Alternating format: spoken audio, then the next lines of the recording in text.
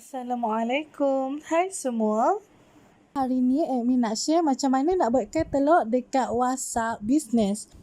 Okey, step yang pertama, kita buka WhatsApp Business, tekan dekat titik 3 sebelah kanan. Selepas itu, tekan dekat katalog.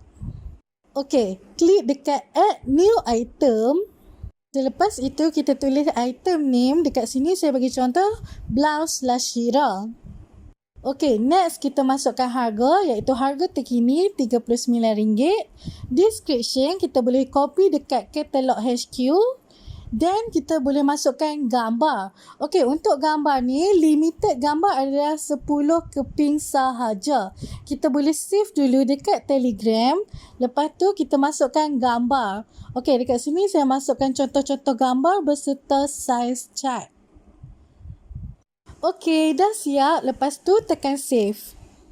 Okey, next kita tekan titik 3 dekat sebelah kanan tu, dekat bahagian share. Okey, dekat sini ada send link, ada copy link, ada share link. Okey, dekat bahagian atas sekali, send link ni, kita boleh send link kepada customer kita. Untuk copy link, kita boleh copy kepada customer kita. Dan share link ni, kita boleh share dekat WhatsApp, dekat Facebook, dekat Telegram.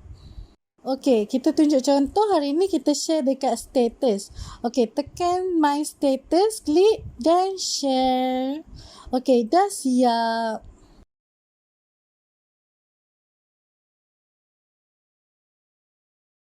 Ni nak share macam mana nak label chat customer dekat WhatsApp Business. Okey, lepas tu kita klik dekat bahagian titik 3 sebelah kanan.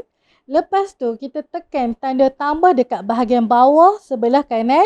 Okey, contoh dekat sini, kita tulis payment 19 hari bulan 8. Okey, kita pergi kepada chat customer. Okey, ni contoh customer yang payment pada tarikh 19 hari bulan 8. Lepas tu, kita boleh tekan dekat bahagian label chat. Kita boleh tick bahagian 19 bulan 8. Payment 19 hari bulan 8. Dan kita boleh tekan save. Kemudian untuk lakukan semakkan semula, kita boleh tekan semula dekat titik 3 sebelah kanan. Okey, kita klik bahagian payment 19 hari bulan 8. Okey, dah tertera yang kita label tu. Okey, untuk payment 19 hari bulan 8, kita boleh check melalui label itu. Okey, dah siap video tutorial WhatsApp ini. Terima kasih kerana menonton video ini sampai habis. Selamat mencuba semua.